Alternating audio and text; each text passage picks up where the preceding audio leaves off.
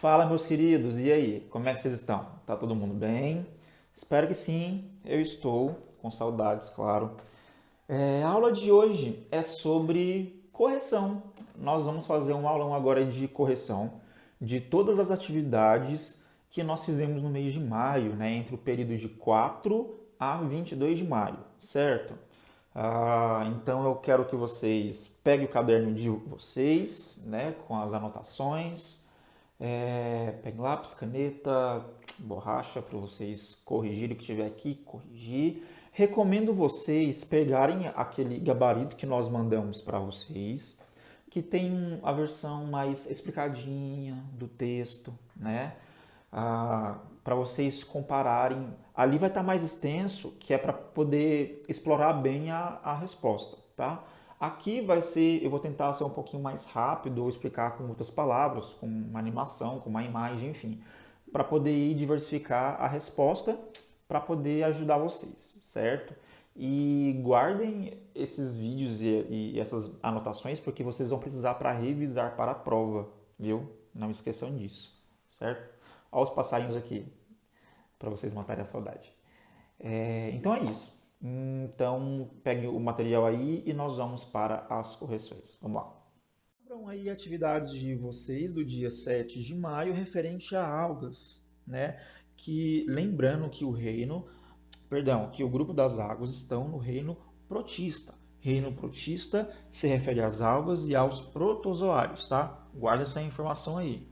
Bom, o exercício número 1 diz o seguinte: faça uma tabela como a esquematizada a seguir com os diferentes grupos de algas estudadas, mencionando os tipos de pigmento e a substância de reserva. Para isso, volte na videoaula para registrar esses dados. Não vai precisar mais voltar na videoaula, porque as informações estão aqui, né?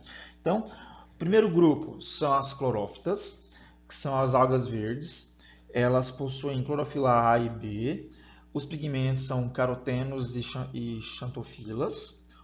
Carotenos e carotenoides são a mesma coisa, tá? Vocês vão encontrar as duas nomenclaturas. E a sua substância de reserva é o amido. As eugrenófitas, que também são algas verdes, elas possuem clorofila A e B, carotenos e xantofilas. Elas produzem o paramilo. Bacilariófita, são algas pardas. Elas produzem clorofila A e C, carotenos, fucoxantina, que tem uma pigmentação meio azulada, xantofilas, que são meio avermelhadas. Elas vão produzir óleos e a crisolaminarina. Essa substância, crisolaminarina, ela é a que vai produzir o dióxido de silício, que é a sílica, e forma o diatomito, que é aquela rocha que se forma, né, com a deposição dessas algas no fundo do mar, tá? Esse diatomito é o que produz dinamite, tijolo, que são aqueles cristais, aqueles minerais que estão presentes na pasta de dente, ok? As pirrófitas são os dinoflagelados ou as águas vermelhas. São aquelas que são aquelas que produzem uma substância que faz parte daquele fenômeno da maré vermelha, que nós vamos falar mais para frente. Eles vão produzir clorofila A e C, carotenos, peridina e xantofilas. A sua substância de reserva é amidos e óleos. As rodófitas, que também são algas vermelhas, vão produzir clorofila A e D, carotenos, xantofilas, ficoeritrina, que também dá uma cor meio avermelhada, e ficocianina, tá? Ciano vem de azul, tá? Então, pode dar essa coloração que vai tender meio que para o roxo, né?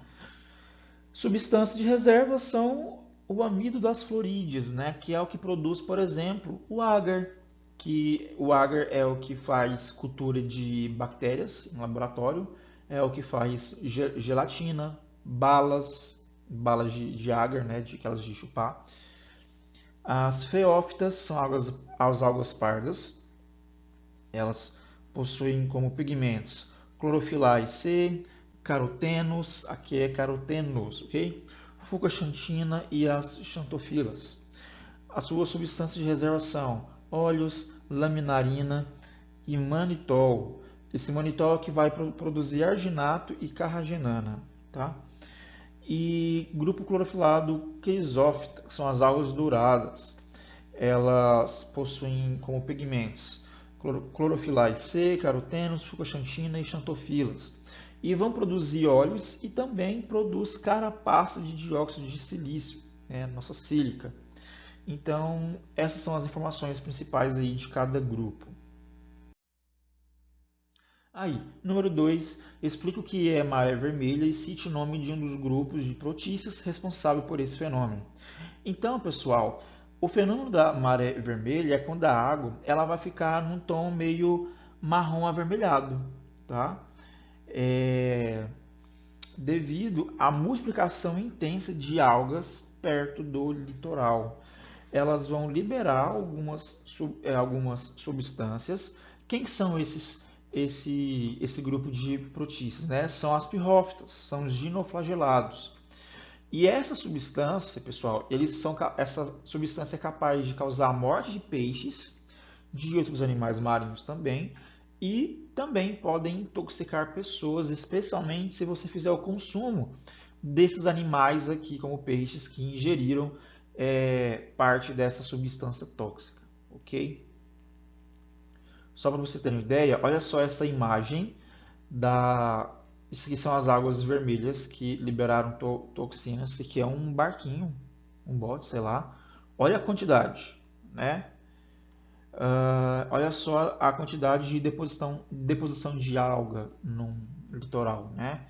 É bastante coisa. Por isso que fica com aquele tom todo avermelhado. Número 3.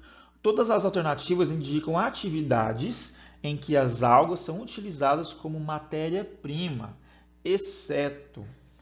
Então vamos lá. Será que as algas elas são utilizadas na alimentação como fonte de proteína? Sim, é verdade. Por exemplo, aquela alga nori, que é aquela verdinha que é usada para fazer o sushi. Sabe aquela alga, aquela meio verdinha, escurinha, pretinha? Então, aquele é o nori que faz o sushi. Então, ela é a fonte de proteína. Fabricação de cosméticos. Sim, é verdade. É verdade. Perdão. Como, por exemplo, a algina é uma substância utilizada em cosméticos que estão nas águas feofícias. Tá? Temos produção de meios de cultura biológica. Verdade. Como, por exemplo, a extração de agar das algas que são as rodofícias. Produção de tintas e medicamentos. Também é verdade. A gente consegue produzir tinta através da extração das substâncias das algas diatomáceas e para produzir remédio também. Reciclagem de lixo doméstico? Não. Esse daí não. Então é a alternativa correta, que é a exceção, né? É a letra E, que é reciclagem de lixo doméstico. Até hoje não tem nada relacionado a algas não, tá bom? Agora a atividade do dia 14 sobre protozoários, né? Então, lembrando que algas fazem parte do reino protista, da mesma forma que os protozoários também. Mas quais são as características básicas dos protozoários? Bom, eles são seres que são eucariontes, ou seja, possuem um núcleo lá delimitado pela carioteca, possui várias organelas membranosas.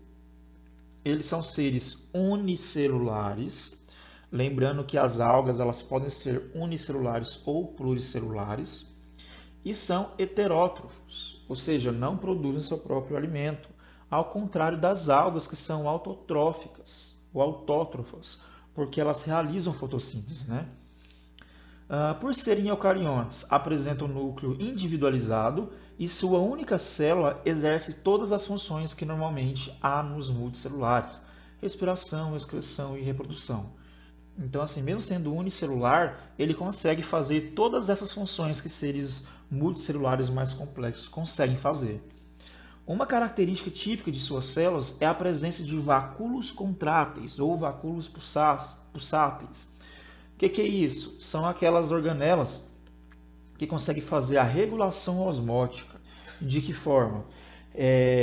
Como normalmente no seu interior a uma concentração de sais maior, por exemplo, quando ele está no meio que é hipotônico, né?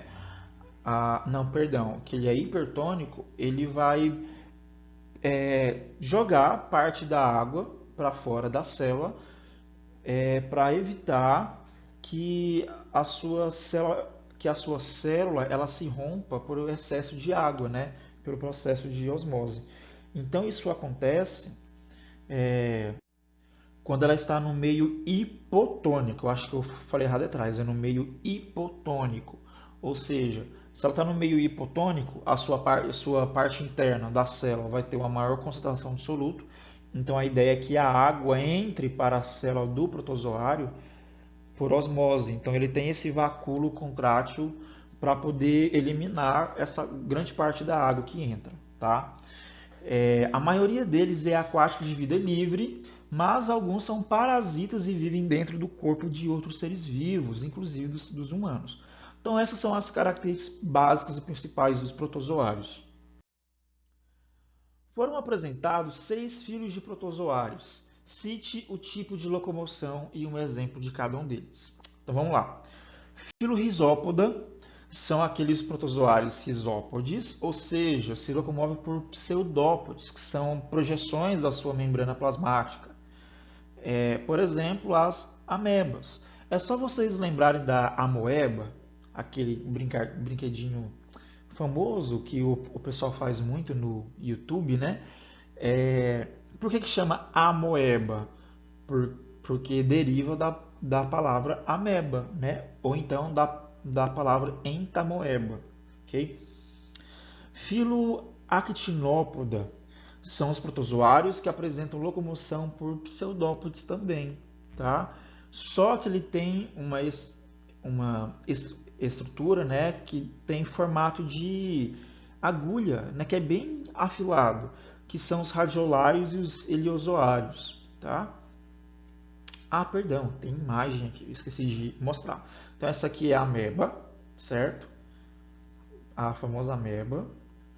Aqui nós temos aqui então um radiolário e um heliozoário. Então ele tem essas projeções aqui que são seus pseudópodes, tá? Temos os foraminíferos, que são aqueles que possuem carapaça externa à sua célula, rica em perfurações onde saem os pseudópodes. Então eles também são pseudópodes, mas eles têm uma carapaça externa à sua célula, como é no caso dos numulites, tá? Então olha só, esses são aqui carapaças de numulites, para vocês terem uma ideia. São eles, por exemplo, que estão presentes em grandes construções do passado, como as pirâmides lá do Egito.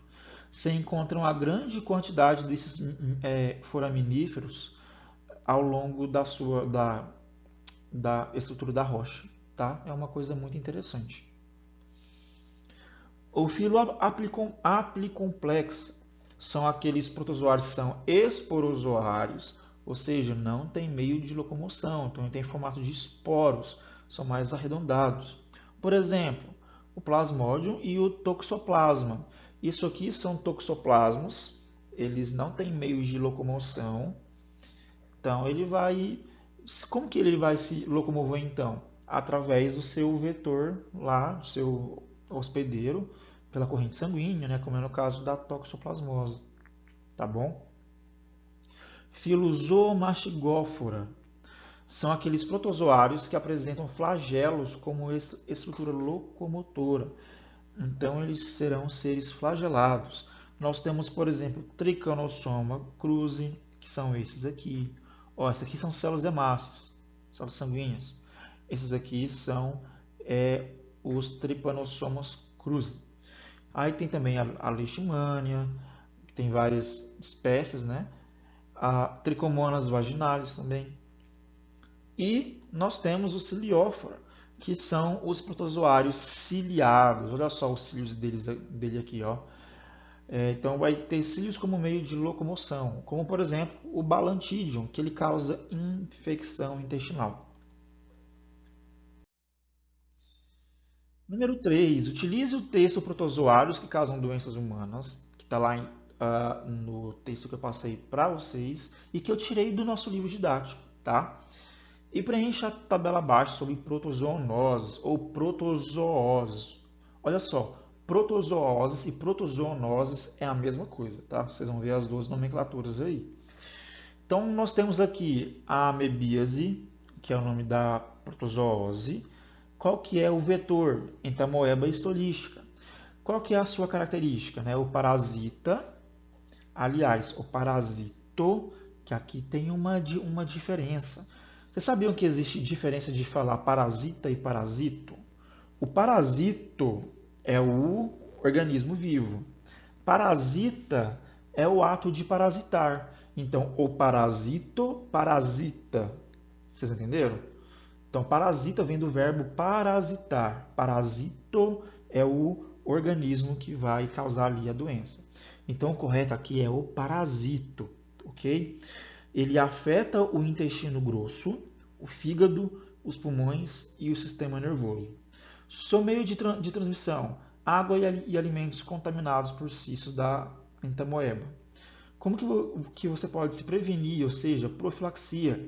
Saneamento básico e higiene alimentar. Então tem que lavar bastante os alimentos para poder tirar esses cistos, ok?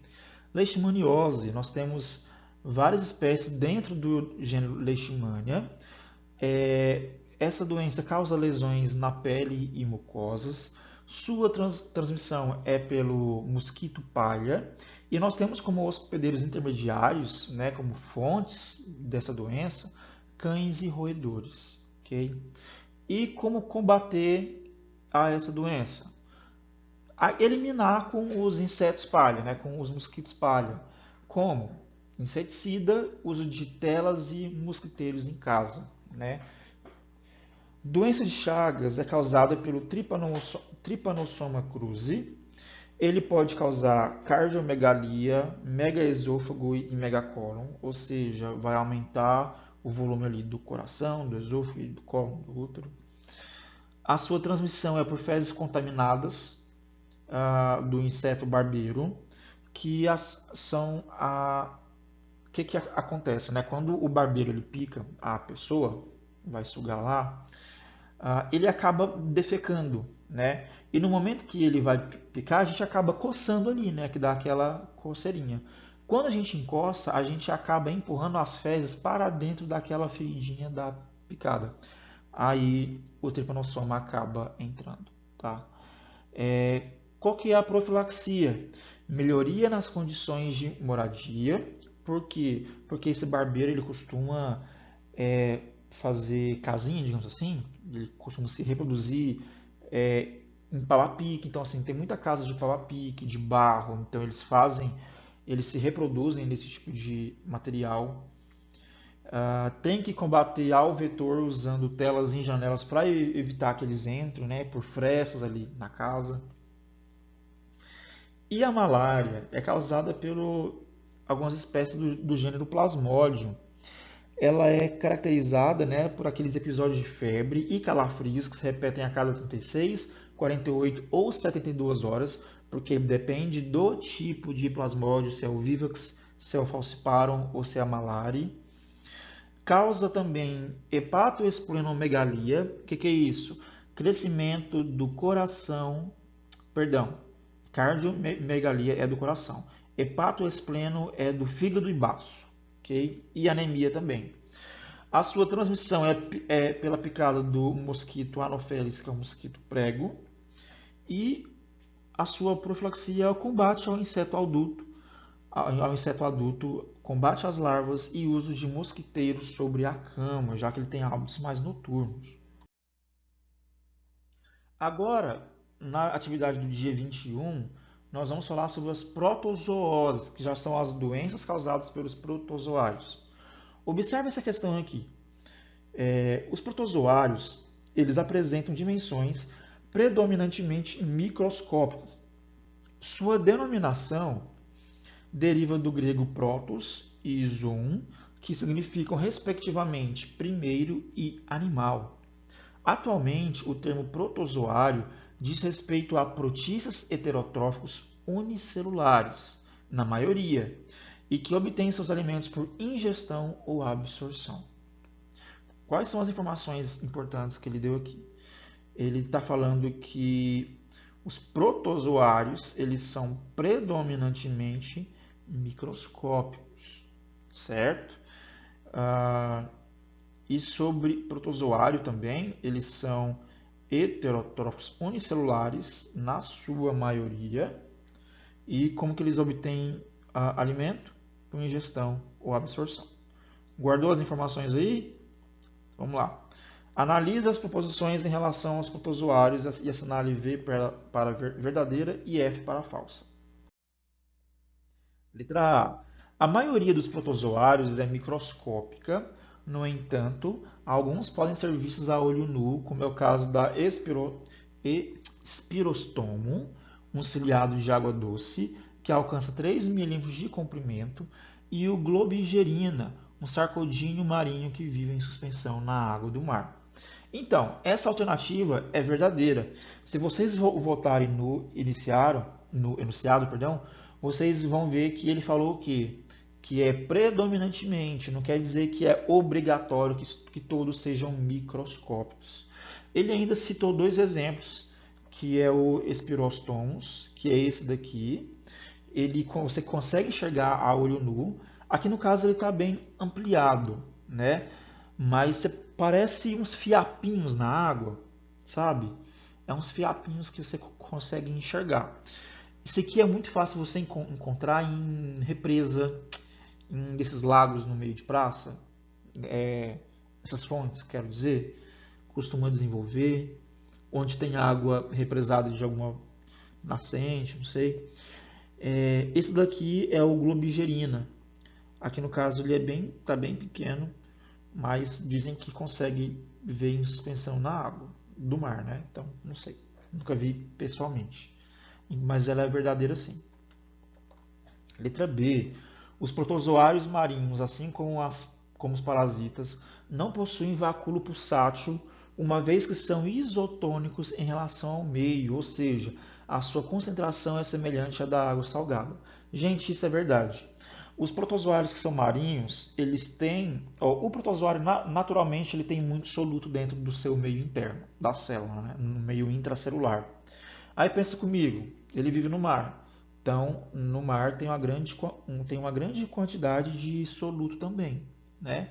Então, meio que ele acaba vivendo no meio isotônico, ou seja, a sua concentração é semelhante. Então, ele não precisa de vacúolo pulsátil. Agora, se fosse um protozoário de água doce, aí sim, os de água doce precisam de vacúolos pulsáteis. Tá? C. Há espécies de protozoários de vida livre que vivem na água doce, no mar e em regiões úmidas, e também espécies simbióticas. Ainda não foram identificadas espécies de protozoários parasitas. Poxa vida, não, é falso. Né? Por exemplo, o que causa chagas e a malária, né? O plasmódio e o tripanossoma são parasitas, né? Então é falso. Letra D. Os protozoários podem utilizar diferentes estruturas para a obtenção de alimentos, como pseudópodos, cílios e flagelos, incorporando os alimentos por absorção ou por ingestão, alimentando-se de matéria orgânica morta e também de micro-organismos como bactérias, algas e outros protozoários. Sim, é verdadeiro. Tá? Tudo isso aí é verdadeiro. Tem protozoário que consegue comer outro protozoário sim. Tá? Existem algumas espécies aí que fazem isso. Letra E. A malária é uma doença causada pelo protozoário Plasmodium, que parasita as células sanguíneas e as células hepáticas dos seres humanos, causando acessos febris, conhecidos como tremedeira ou batedeira. Sim, essa informação é correta. Número 2. Analise as proposições a respeito dos organismos do reino protista, como V para verdadeira e F para falsa. Então, aqui está tratando do reino protista. Item 1. Os protozoários são eucariontes, unicelulares e heterótrofos. Sim, verdadeiro. 2. A organela de locomoção dos protozoários é apenas do tipo flagelado. Olha, desconfiem dessas palavras aqui, tipo apenas, né? É incorreta porque não tem só flagelado. Tem os ciliados e os pseudópodes também. 3. O Trypanosoma cruzi é o protozoário flagelado causador da doença de Chagas. Verdadeiro. As diatomáceas são algas do grupo das crisófitas. Tem parede celular rígida por causa da presença de celulose. Não. Gente, as diatomáceas são aquelas que vão produzir carapaça de sílica, tá? Celulose a gente tem em seres que são fotossintetizantes, como por exemplo as plantas, que aqui não vem ao caso, mas se refere também às algas, que as algas são do reino protista, ok? Então, falso. E item 5, nos protistas predomina a reprodução assexuada por cisparidade, que é a mesma coisa que bipartição, ok? Que se inicia com a divisão do núcleo e depois em divisão do citoplasma. Sim, verdadeiro. Número 3. A toxoplasmose é uma zoonose que infecta o gato e numerosas outras espécies de vertebrados. Ela ocorre muito frequentemente na população humana sob a forma de infecção crônica assintomática. Ou seja, a pessoa pode ter essa zoonose sem saber que tem, sem sentir nada, né? Só com exame de sangue para poder saber. Os gatos, ao que tudo indica, são os únicos hospedeiros nos quais o parasito, agora que está certo, pode completar todo o seu ciclo evolutivo. É importante salientar que as mulheres que contraem toxoplasmose durante o período de gestação estão sujeitas a riscos muito graves. O parasito causador da toxoplasmose pertence ao grupo dos... Ele quer saber o parasito causador. Quem que é o parasito causador da toxoplasmose? É um inseto? Não. Não tem nada de inseto aqui não. É um trematóide? Também não. Cestódio? Não. Nematóide? Também não. É um protozoário, né? É o Toxoplasma gondii. É um protozoário. Por que que eu coloquei essa questão aqui? Parece ser fácil, né? Mas é porque é um peguinha. Pelo seguinte, ele está falando do parasita causador. Tem gente às vezes que confundem as protozooses e pode confundir, como por exemplo, confundir o barbeiro como causador da toxoplasmose, né? Porque assim, tem aquele agente, né, que é intermediário e tem aquele vetor que ele é definitivo, né? O gato, por exemplo, ele é definitivo. Nós somos hospedeiros intermediários. Então é no gato que ele parece completar todo o seu ciclo evolutivo, né? Seu ciclo de vida. Então é isso. Número 4. A taxonomia dos seres vivos, denominados de prototistas, é bastante complexa devido à diversidade apresentada pelos seus integrantes e cuja explicação está nas diferentes origens evolutivas existentes dentro desse grupo. Então, ele está falando dos prototistas, né, ou protistas no geral. Os seres vivos classificados artificialmente como prototistas, mesma coisa que protistas, se caracterizam por, aqui é outro peguinha, que ele está falando do grupo inteiro dos protistas, não apenas dos protozoários. Então aqui vão entrar as algas também. Então muita gente pode errar essa questão por conta dessa informação aqui. Ó. Vou até dar uma destacada nela aqui. Ele quer saber os seres classificados como prototistas ou protistas, tá? Mesma coisa. E não apenas os protozoários. Deixa eu voltar aqui com o meu laser. Letra A. Unicelulares, heterotróficos e eucariontes? Apenas? Não. Isso aqui é característica apenas de protozoários. Tá? Como está muito variando aqui, eu já vou direto na alternativa correta. Então, pode ser uni ou pluricelulares por conta das algas. Tem algas que são pluricelulares, tem algas que são unicelulares. Os protistas são apenas unicelulares. Com relação à alimentação, as algas são autótrofas e os protozoários são heterótrofos. E todos os dois são eucariontes, tá? Então, letra C, e eu elimino as demais alternativas. Paramécios, tripanossomos e leishmanias são protozoários que se locomovem de forma autônoma em seu habitat. Paramécios vivem em água doce e tripanossomas e leishmanias são parasitas humanos. Quais são as estruturas locomotoras desses protozoários? Paramécios vão se locomover por cílios, eles são seres ciliados. Tripanossomos e leishmanias, a sua locomoção é por flagelos, certo? Letra B. Se colocados em um tubo de ensaio contendo água destilada, o tripanossomo sofre lise celular e o paramécio não. Explique por que o paramécio não sofre lise celular.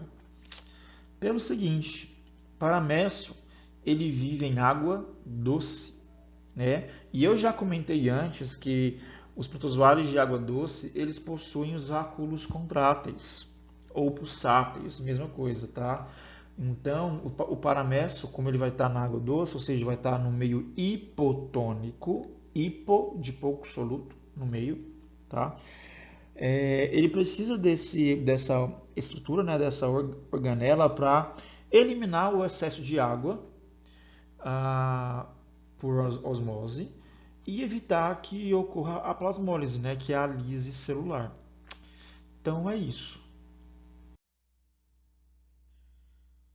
Número 6. A malária é uma enfermidade que prevalece em todos os países de clima tropical e subtropical, mas a África é o continente com maior número de casos, muitos deles fatais. Pesquise sobre essa doença e descreva o ciclo de vida do parasito que a causa. Então eu peguei essa informação daquela tabela que a gente já tinha montado no exercício anterior, só para vocês lembrarem que a malária ela é causada pelos protozoários do gênero Plasmodium, temos 3 tipos. As suas características são que são esses episódios de febres e calafrios que se vão intervalar de acordo com o tipo, né, de protozoário. A sua transmissão é pela picada do mosquito prego, que eu vou falar sobre ele. E a sua profilaxia é combater o adulto, o inseto adulto e as suas larvas. Vamos entender então o seu ciclo de vida. Então, olha só. Então, aqui nós temos o mosquito Anopheles, que tem que ser a fêmea, porque ela suga sangue para poder maturar os seus ovos, da mesma forma que o mosquito da dengue. Tá? Então, no momento da picada, ele vai liberar os esporozoítos na corrente sanguínea, né, através da sua saliva. Então ele vai cair na corrente sanguínea e vai direcionar até o seu fígado, dando início a um ciclo de vida aqui que vai durar de 6 a 15 dias, dependendo do tipo de protozoário, tá? Então aqueles 3 tipos. E aqui eles vão se reproduzir assexuadamente, tá? Até arrebentarem as células desse local, tá? Então, nessa fase aqui, a reprodução é assexuada. Por que essa informação é importante? Porque a parte sexuada vai ocorrer aqui, tá? Depois disso, após esses eventos, então, esses merozoítos serão espalhados pela corrente sanguínea e vão invadir outras hemácias até essas células terem o mesmo fim, causando que anemia no indivíduo. Então a anemia é um dos sintomas que a pessoa vai ter quando tem a malária, certo? Outros sintomas são febre alta, sudorese, calafrios, palidez, cansaço, falta de apetite e dores de cabeça e em outras regiões do corpo, né? Então isso tudo vai se manifestar a cada, sei lá, 48 horas ou 72 horas, que é aquela febre terçã e febre quartã, né? Porque é o tempo do que? Do esporozoito invadir uma hemácia, depois ele se multiplicar, virar merozoito e até que ele se encher e romper essa célula para liberar mais na corrente sanguínea, tá? Então, assim, isso aqui ele pode afetar vários sistemas e órgãos do corpo, tá? Não é somente aqui no fígado, não. Porque como vai cair na corrente sanguínea, esse esporozoário, perdão, esse merozoito, ele vai se espalhar pela corrente sanguínea, tá? Daí, o que acontece? Um segundo mosquito vai vir cá, vai sugar o sangue da pessoa, vai absorver esses merozoítos, e esses merozoítos, eles são, como fala? Eles são de sexos diferentes, tá? Então vai ter lá que tem o gameta masculino e o gameta feminino. E lá no intestino do mosquito, lá na parede do estômago dele, vai ter essa fecundação, vai esse merozoíto ele vai acabar se esporozoando aqui na parede, então vai formar esporozoítos e novos indivíduos serão formados e serão prontos para infectar outra pessoa através da saliva do mosquito, tá? Então, é mais ou menos isso que acontece. E, por fim, exercício número 7. O Trypanosoma cruzi é o protozoário causador da doença de Chagas. A relação entre a doença e o protozoário foi descoberta por Carlos Chagas ao investigar a presença do protozoário no sangue de indivíduos que moravam em casas infestadas por barbeiros. Explique quais as formas de transmissão desse parasito e como podemos evitá-lo. Então, formas de transmissão são essas aqui.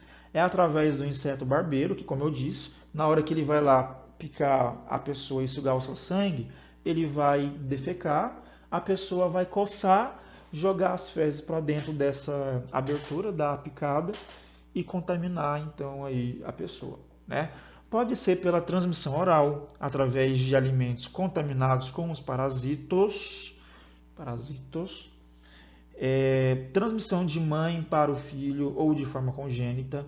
Quando eu falo de forma congênita, é através da placenta, tá bom? Transfusão de sangue, só que, claro, toda transfusão de sangue, o sangue ele passa por uma triagem, então isso só se fosse feito de forma muito irregular, né?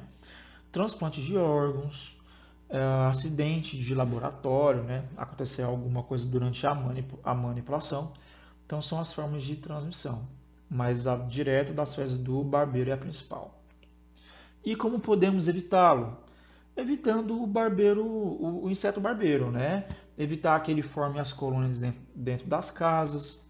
Então, por exemplo, essas casinhas de pau a pique, de barro, que são mais antigas, que tem ainda em fazenda ou em regiões muito pobres, né? Então tem que tomar cuidado com isso. Utilizar inseticidas, né, residuais, para que quando o barbeiro entre na sua casa, né, ele seja afastado, né, digamos assim, repelido. Podem-se usar os mosquiteiros ou telas metálicas para poder evitar que ele chegue até você, né? Utilizar equipamentos de proteção individual como repelentes, roupas de manga longa, durante atividades noturnas, por exemplo, como caçadas, pesca ou pernoite em áreas de mata, que é onde vai ter a maior incidência do inseto barbeiro. E é isso, né? Então essa foi a aula de hoje. Espero que todas as dúvidas de vocês sejam sanadas. Se ficar qualquer dúvida, pessoal, não deixem de perguntar, porque vai ser conteúdo de prova, né, de checagem de verificação de aprendizagem, beleza? Então é isso, um forte abraço e até a próxima. Valeu!